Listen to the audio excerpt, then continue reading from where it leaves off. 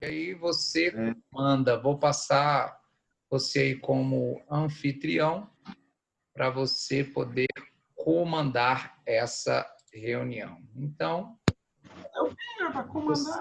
você é o cara. É nóis. É com você.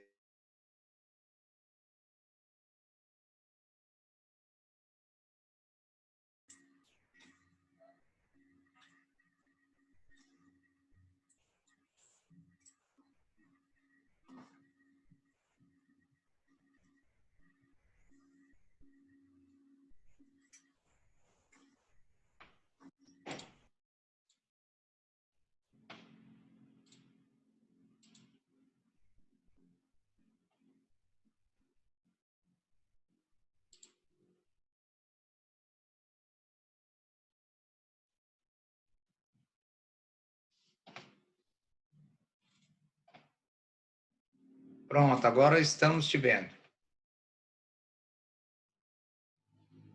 Tá todo mundo me ouvindo? Brobete? Sim, Sim. agora Ai, que susto. tá ok. Pode meter. Ela saiu sozinha aqui o negócio, saiu sozinho. Não, tranquilo. Vou colocar você como anfitrião aqui de novo. Pronto. Beleza. Vai lá. É com... Então, é nóis. E aí, galera, beleza? Então, Beleza. hoje a gente vai seguir nossa vida aí, né? E aí a gente vai falar um pouquinho mais para fechar, tentar fechar aqui agora a parte de a nossa querida admitida, a nossa parte da literatura portuguesa, né? Que a gente já vinha falando desde o comecinho, na verdade a gente essencialmente só falou dela, fazendo algumas proximidades aí com outras ideias. E aí por isso que estou compartilhando aqui com vocês, para vocês verem aí alguns exemplos do que a gente veio vendo neste período, né? Então assim, a gente na aula passada falou a respeito do humanismo português, não sei se vocês se lembram, aquelas modificações todas que aconteceram, né? E aí a gente não tinha dado uma olhada em textos ainda, porque a gente, né, ficou na correria, a gente tentou usar na semana passada, não conseguiu. Então eu trouxe alguns exemplos de poesia palaciana. Lembrando para vocês que essa poesia palaciana é extremamente importante, por quê? Porque ela vai abrir caminho mesmo para o classicismo português, que é, de tudo que a gente está falando até agora, o momento mais importante. Por que ele é o momento mais importante? Porque no classicismo português a gente vai ter um rapazinho, bem simplesinho, digamos assim, um rapazinho chamado Luís Vaz de Camões, que é considerado até hoje um dos dois maiores poetas portugueses de todos os tempos. Há uma grande briga nessa história, inclusive porque eles dizem que o Camões é o maior poeta em língua portuguesa, junto com Fernando Pessoa, e aí não há um reconhecimento de poetas brasileiros. Eles consideram poetas em língua portuguesa bons somente os dele, né? Da mesma forma como vai acontecer lá para frente, quando a gente chegar no realismo, em que, por exemplo, eles vão dizer que o Eça de Queiroz é maior do que o Machado de Assis. Como se alguém conseguisse ser maior do que Machadinho, né? Então, tem essa briguinha aí, a gente vai ver que isso vai acontecer no Barroco. No Barroco, eles vão dizer que o Padre Antônio Vieira pertence a eles, a gente diz que é nosso, tem essa confusão toda. Então, quando a gente fala sobre esse momento que a gente vem construindo, que às vezes pode parecer que a gente não está objetivando, digamos assim, a literatura brasileira, que é normalmente o que mais interessa a vocês, o nosso objetivo aqui, como eu já venho falando desde o começo, é exatamente que a gente tenha o quê? Que a gente tenha exatamente a noção de como é que se construiu a nossa história literária, né? Essa é uma das coisas que a crítica literária mais bate na tecla, que é exatamente a necessidade de que a gente tenha uma história. A nossa literatura precisa beber em algo que veio antes, né? A literatura não surge do nada, a literatura não simplesmente nasce numa nação sem que a gente construa um histórico. Como a gente vai ser um povo descoberto, né? Assim, uma terra achada, porque a gente sabe que não tem descoberta coisa nenhuma, né?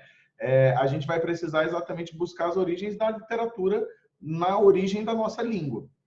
E aí entra esse cara, esse Camões, como sendo um dos mais importantes, sem dúvida nenhuma, ainda que a gente entre aqui numa discussão extremamente longa de se ele é o maior ou não é o maior, é uma coisa que às vezes a gente sofre, né? Assim, valorar a arte é muito difícil, você dizer quem é bom, quem é ruim, né? A gente tem uma tentativa sempre de dizer aquilo que presta, aquilo que não presta, né? Isso é muito estranho.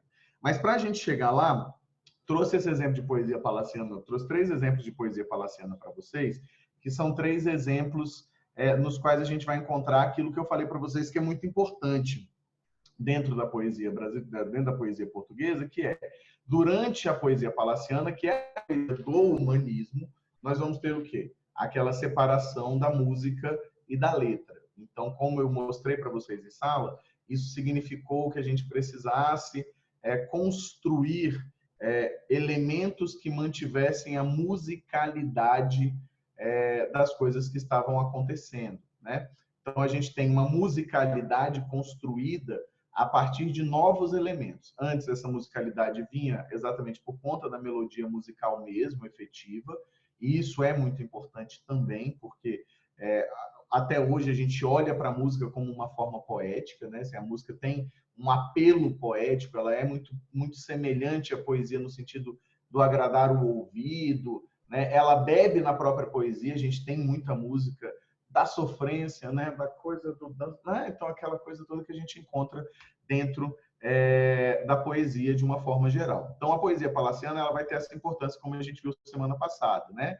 Ela separa as coisas, aí surgem aí as redondilhas, tanto as maiores quanto as menores, e aí a gente começa a ter uma poesia no meio do caminho aí importante. Lembro sempre a vocês que o humanismo é esse período de quê? De transição.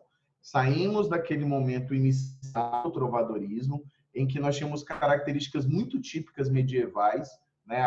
Muitas características típicas do processo de vassalagem amorosa, do processo de coita de amor, né? Que era muito típico daquele momento, e aí a gente passa por esse período de transição.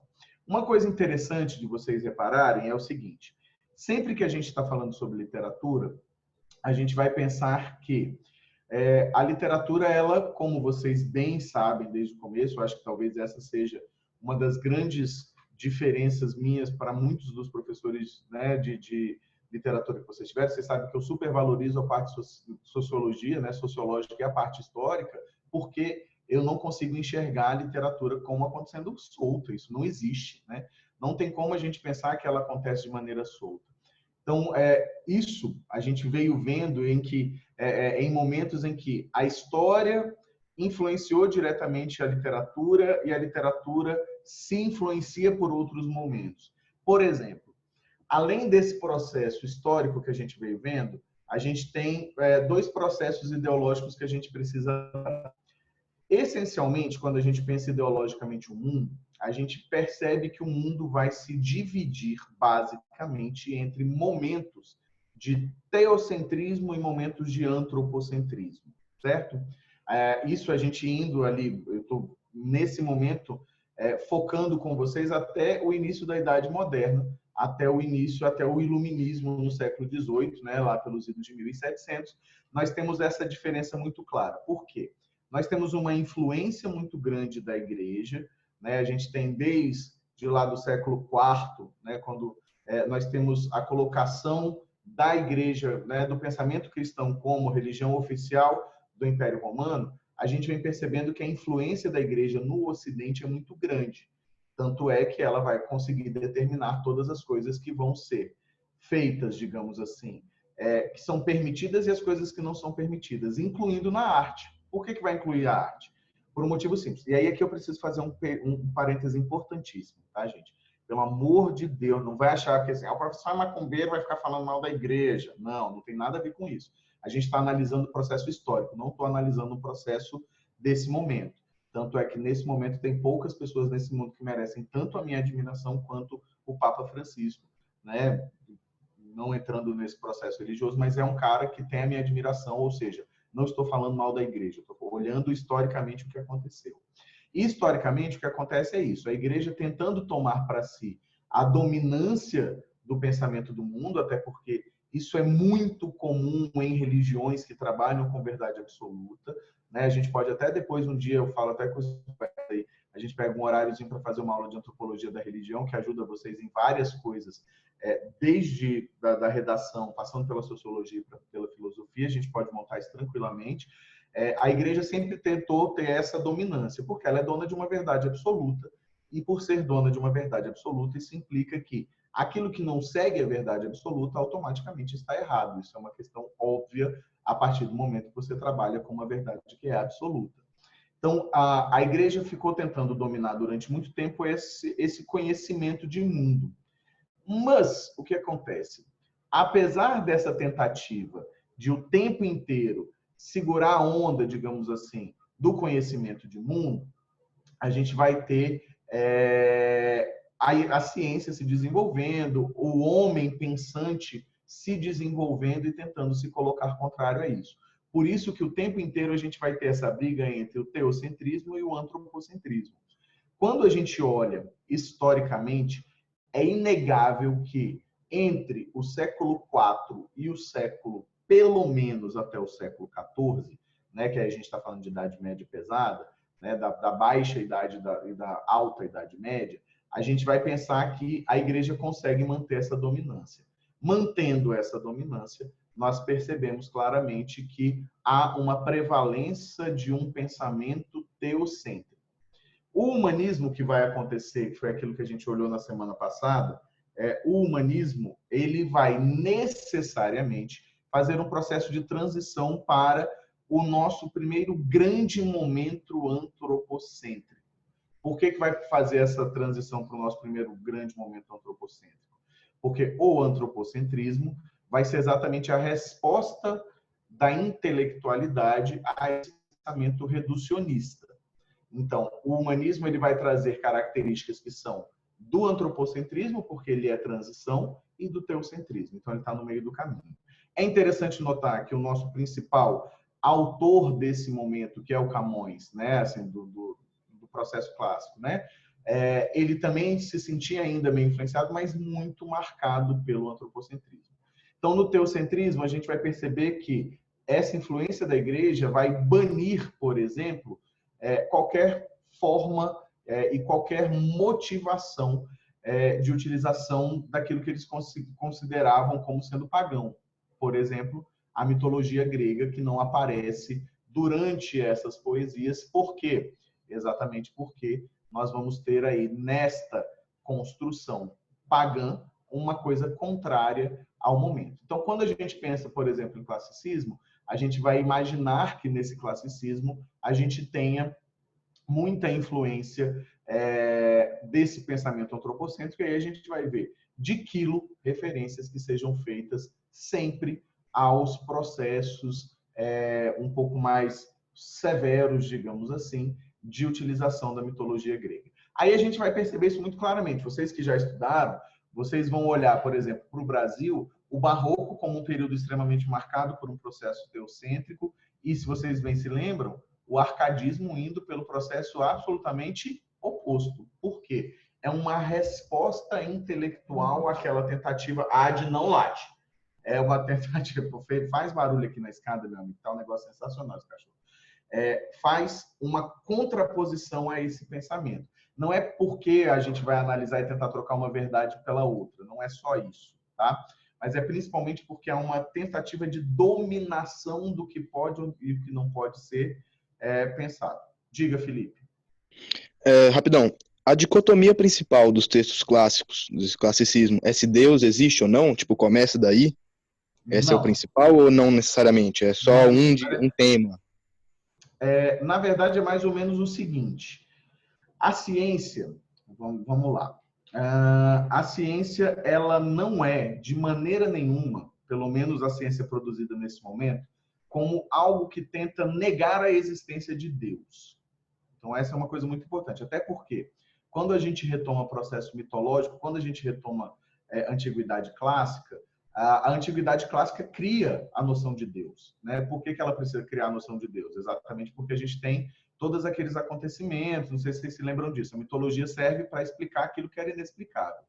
Sim, sim. A ciência surge e o pensamento antropocêntrico surge não com a ideia de negar a existência de Deus, Pelo contrário, a maior parte das pessoas que pensavam naquele momento eram extremamente cristãs, né? A gente sabe, por exemplo, que Galileu Galilei era cristão, Giordano Bruno era cristão, inclusive foi padre durante um pedaço da vida. Mas o que se pensa naquele momento é que Deus não pode ser a resposta para todas as coisas. Ele pode existir, mas eu não posso acreditar que tudo ocorre somente por conta da existência de Deus. Então, essa relação da existência ou não existência vai surgir em alguns momentos, claro, né? Porque, afinal de contas, né, essa é uma dúvida que permanece até hoje, né?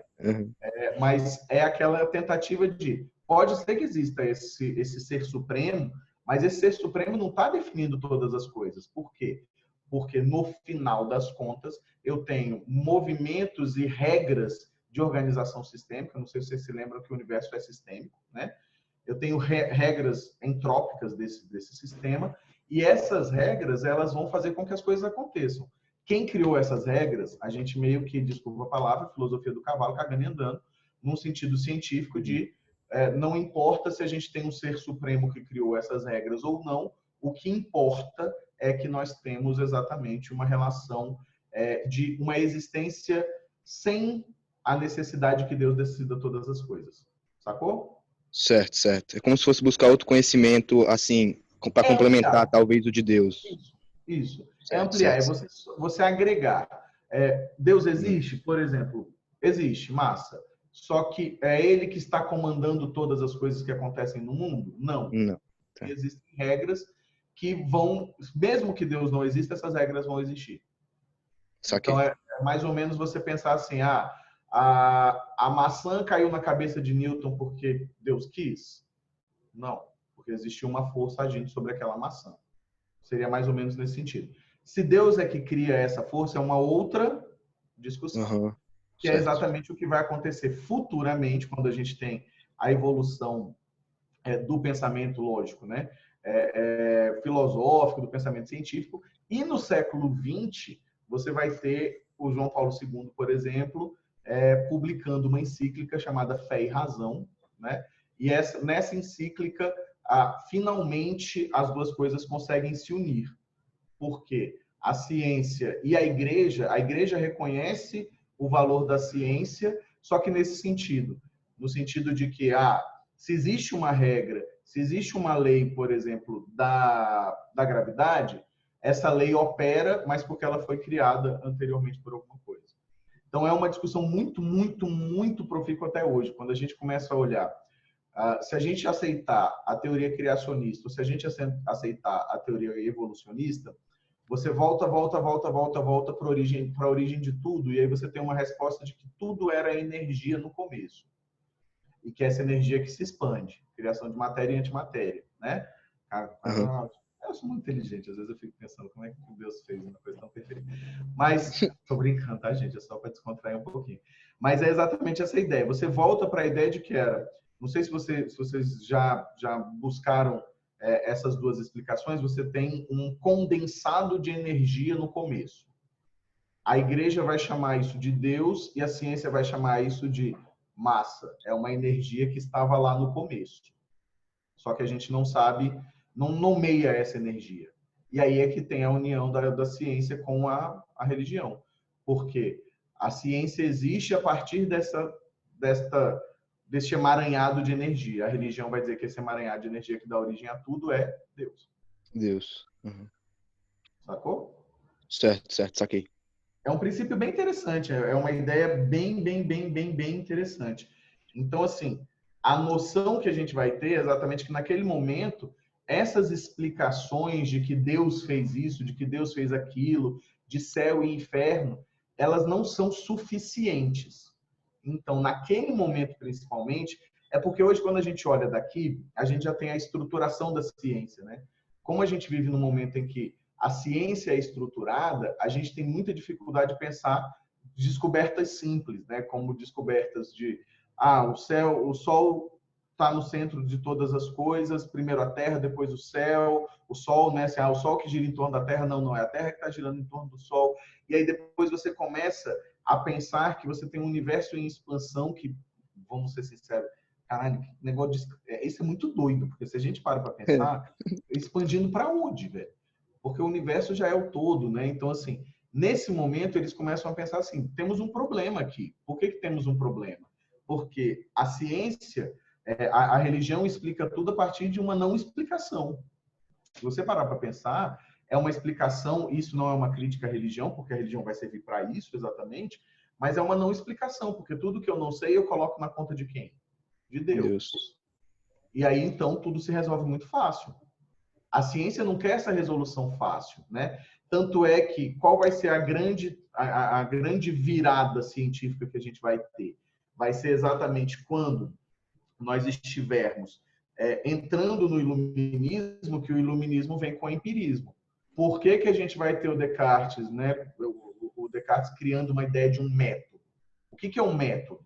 Um método é exatamente uma forma de como é que a gente vai comprovar as coisas. Só que o Descartes escreve isso no século XVII, final do século XVII, mas desde esse momento aqui que a gente está falando, 1400, 1500, as pessoas já estão perguntando, tá, gente, massa, mas isso não pode ser o suficiente. Porque aí entram outras discussões em jogo, né? Assim, por que entram outras discussões em jogo? Porque a gente está falando de um momento em que a igreja ela tem uma relação e ela vai ter uma relação tão grande de dominância, mas ao mesmo tempo ela se vende muito facilmente naquele momento. A gente sabe que é o momento em que a reforma vai acontecer. E aí você vai ter o processo de contra-reforma, que aí já não é colocado aqui no classicismo, ele é mais do barroco mesmo, né? Que é um movimento de contra-reforma. Então, esse momento especificamente, a gente vai ter essa transição, o cara não sabe o que pensar, ele não tem acesso, porque ainda tem isso. As pessoas não têm acesso a todas as formas de texto. Por que elas não têm acesso a todas as formas de texto? Porque a igreja controla esses textos. Então, textos filosóficos, por exemplo, a gente, nesta época, são bem poucos os textos filosóficos a que as pessoas têm acesso, né? Porque a igreja guardou esse conhecimento com receio exatamente de que um desenvolvimento um pouco mais profundo das análises desse texto levasse a uma tentativa de negação de Deus ou de criação de outros deuses, né? A ideia de um Deus uno e trino, que é muito complicada, mas é exatamente essa. Assim, eu tenho a criação de um Deus que resolve todas as coisas. A ciência vem para atrapalhar isso. E aí entram outros fatores. Que outros fatores entram? Entram fatores como a dominância da burguesia que estava chegando, a igreja como fundamentação. Basta a gente lembrar que, nesse momento, a nobreza e a igreja caminham juntas. Afinal de contas, a gente está falando de um rei que é um escolhido de Deus. Olha que coisa maluca que é isso. Então, a gente trabalha com uma noção de que há famílias que são escolhidas por Deus e outras que não, né? Então, assim, a ciência surge com a ideia de não pode ser isso. E a ciência, obviamente, é patrocinada por quem, bebês? Pela burguesia, né? A burguesia que tinha a bufunfinha, mas não tinha poder, né? Então, a gente sabe, e eu tenho certeza que vocês sabem disso, que virou uma aula de filosofia e sociologia, que vocês sabem claramente disso, mas quem é que financia o iluminismo? A burguesia. Por que a burguesia financia o iluminismo? Porque o iluminismo vem mostrar que aquela noção de Deus que existia antes, que inclusive servia de aval, né, que tem isso, servia de aval para a existência de uma nobreza, ela não pode ser plenamente colocada em prática, porque, afinal de contas, nós temos o quê? Afinal de contas, nós temos ali uma relação científica por trás disso tudo. Mas não é uma tentativa... aí aqui tem uma coisa importante, que aí eu acho que talvez facilite um pouco. Se outra pessoa tiver com dúvida aí, gente, manda bala aí que a gente tira, tá? Porque quando vocês me dão asa, meu amigo, mandou falar dessas coisas, a gente fala. O que vai acontecer também? A gente, nesse momento, isso acontece porque Deus e igreja se confundem, né? A igreja é a detentora da verdade divina, então, logicamente, quando eu ataco a igreja, fica parecendo que eu estou atacando Deus, né? Mas não necessariamente. A gente está tentando, nesse momento, é importante clarificar que o ataque é a igreja. A igreja que é dominante. A igreja que se coloca como porta-voz de Deus, né? E aí a gente sabe, mais uma vez, volto a dizer, não falando mal da religião, né? Nem falando mal da igreja, mas desde o começo a gente tem uma influência muito grande política, né? As coisas não acontecem de forma estanque, né?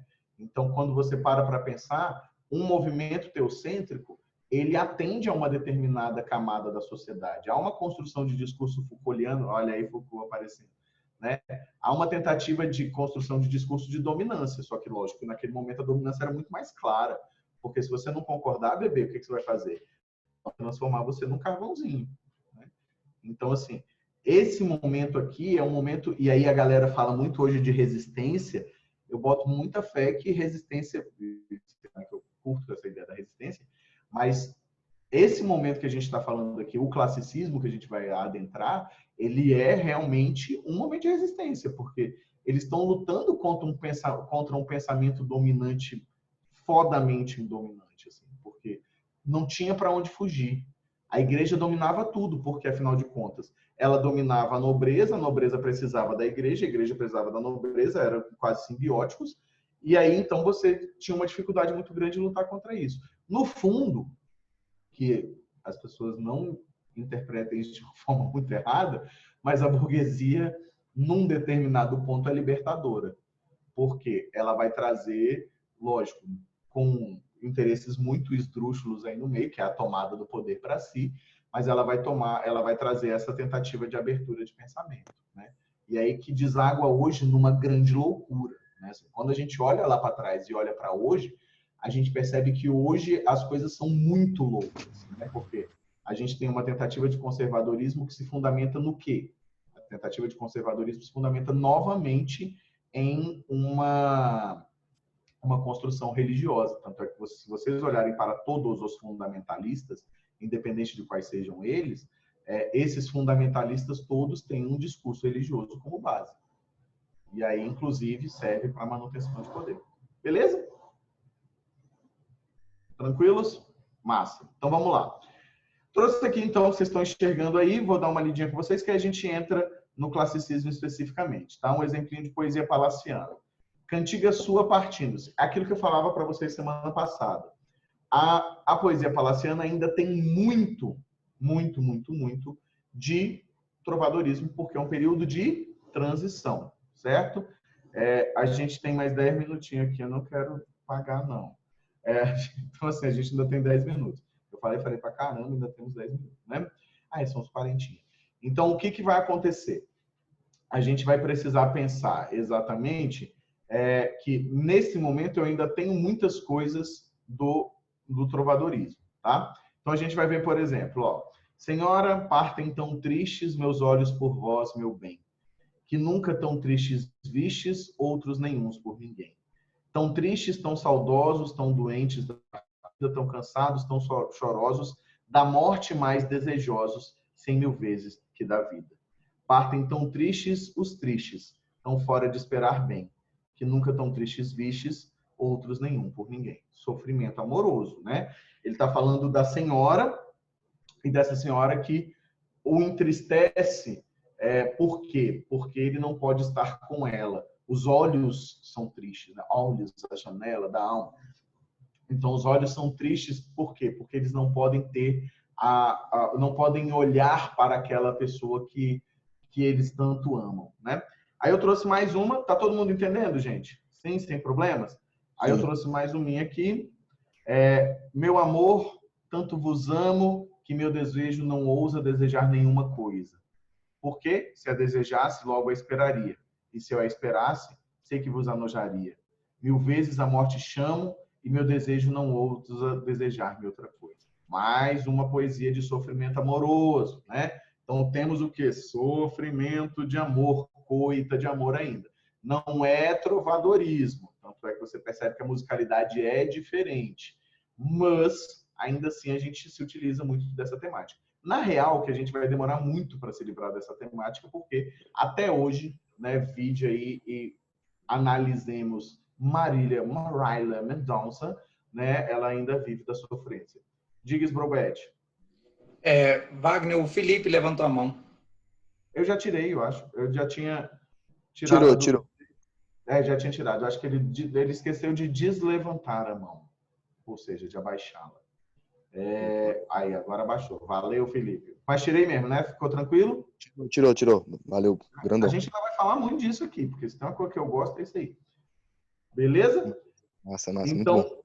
vocês perceberam aí mais um sofrimentinho. Tem mais uma. Tá. Ainda do mesmo cara. Meu amor, tanto vos quero que desejo o coração, mil coisas contra a razão. Olha que bonitinho. Aí você que está apaixonado, você que está querendo conquistar aquela cocota, aquele cocoto, a gente aceita tudo aqui, já pode pegar aí uma ideiazinha. Meu amor, tanto vos quero que desejo o coração, mil coisas contra a razão. Olha isso, gente. Se eu mandar isso para Marília Mendonça, vira uma música de sofrência. Porque se vos não quisesse, como poderia ter desejo que me viesse do que nunca pode ser? Mas com quanto vocês conhecem, né? Vocês aí, principalmente os alunos do ensino médio, conhecem bem. Como poderia ter desejo que me viesse do que nunca, né? Do que nunca pode ser? Mas com quanto desespero e em mim tanta afeição que desejo o coração, ou seja, o coração que comanda. Então, é bem próximo de uma poesia da trova. Quando a gente adentra no classicismo, muda tudo, galera. Muda tudo completamente. Pô, quer mudar tudo completamente é o professor Marlindo. Porque, na verdade, o que a gente vai ter? Um predomínio da racionalidade. A principal característica, se a gente pudesse pensar assim, tá, o que vai resumir, né? O que vai colocar de forma completamente resumida esta relação que a gente está tendo aqui. O que resume a nossa relação é exatamente racionalidade. No classicismo, vai prevalecer o pensamento racional, porque é um momento antropocêntrico. Mariana levantou a mão, foi isso que eu entendi? Isso. A poesia palaciana, ela não era usada para descrever o dia a dia das pessoas lá? A crônica, Mônica. A crônica. Isso, sim. a crônica do Fernão Dias era para descrever as vidas. Então, a crônica era a narrativa e a poesia era o que a galera fazia lá nas festinhas e tal, nos HH, né? Quando tinha umas resenhas, a galera fazia essas poesias aí. Tá, beleza. Então, a crônica era, aqui eu até expliquei para vocês, que deixa de ser regiocêntrica, né? Lembra? E aí passa a falar mais do povo, de forma geral. A poesia, ela continua ainda muito apegada a essa relação sentimental. Tá? Valeu. Beleza? Então, adentrando aí, Arthur, admite. Vamos lá, sei lá o que eu queria. Então, o que vai acontecer? Dentro, então, desse pensamento clássico, desse pensamento do classicismo, que também é muito, muito, muito, muito forte. Por que classicismo, bonitinhos? Porque classicismo vai significar o resgate do pensamento clássico, tá? Então, classicismo vai apelar para a Grécia Antiga, vai apelar para o pensamento anterior. Então, o pensamento daquele momento, como quer se modificar, ele vai buscar no passado aquilo que a igreja proíbe. É mais ou menos o que a gente faz com a mãe, né? A nossa mãe diz assim, não bota a mão aí nessa tomada. Aí a gente vai lá e enfia a mão na tomada porque a gente quer espizinhar. É mais ou menos o que acontecia na época. A igreja proibia esse pensamento clássico, proibia como um pensamento completamente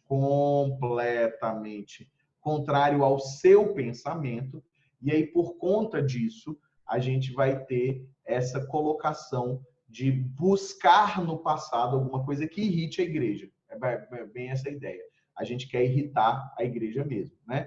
Então, naquele momento, essa irritação da igreja vai se dar por meio da busca dos valores da Grécia Antiga. A Grécia Antiga tem um valor principal, que depois eu quero que vocês explorem a Abadia, para que ela possa explicar bastante bem para vocês, que é o conceito do belo na Grécia Antiga. A Grécia Antiga tinha um conceito de beleza muito, muito, muito marcado, que vai ser retomado, tá? Na verdade, a gente vai percebendo, inclusive Humberto Eco tem um livro sensacional, 2 livros, né? Um livro chamado História da Feiura e História da Beleza, que são sensacionais, porque ele vai fazer uma linha do tempo mostrando como tudo muda, né? Assim, em determinado momento você tem um padrão de beleza, em outro.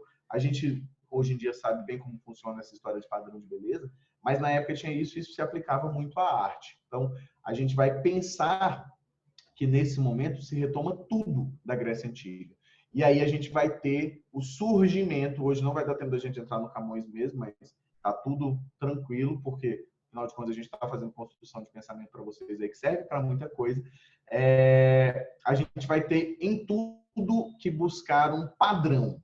Padrão é científico, gente. Sistema é científico. Por isso que a gente falava que a língua tem uma análise científica, porque, como a gente viu, tem um padrão, né? Então, a gente vai precisar buscar um padrão para a arte, a gente vai precisar buscar um padrão para a literatura. A literatura desse momento ainda é mais forte na poesia, porque falta-nos ainda um público leitor. Essa história do público leitor só vai ser resolvida no século 18/19, principalmente no 19, que aí você vai ter uma certa popularização do conhecimento. Nesse momento, a gente vai ter a literatura funcionando essencialmente com a poesia. Como a literatura vai funcionar com a poesia, o que vai acontecer nesse ínterim? Ela vai precisar ser também uma forma fixa.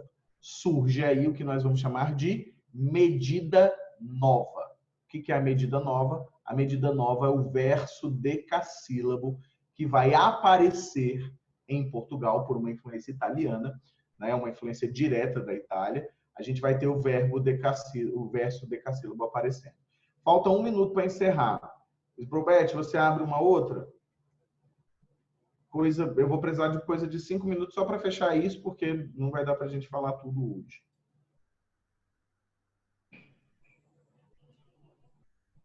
Bruno? Sim, abro sim. Com certeza. Deve estar faltando uns 30 segundos aí. Tá, pode deixar. Pode deixar que eu abro sim. Vou finalizar.